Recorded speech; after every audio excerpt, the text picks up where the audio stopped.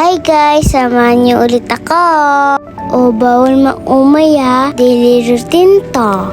Ito na naman tayo, maliligo, mag-iiskaso, papasok sa school. So ayun na nga guys, maaga ako nagising dito kasi maaga ako natulog kagabi O diba pag maba yung tulog, fresh?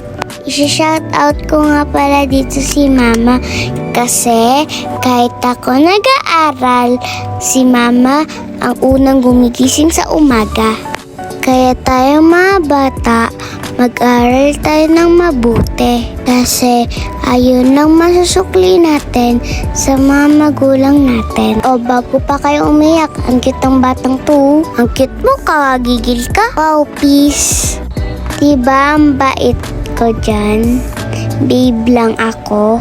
Pakit yan siya. Dahil umaga akong pumasok, magpapakit muna ako dito. Uwian nga pala ni Linda Walker ang nakakuha ng mataas na score. Linda Walker mataba version. So ayun na guys, pauwi na ako ng bahay. Takbo ng takbo ako.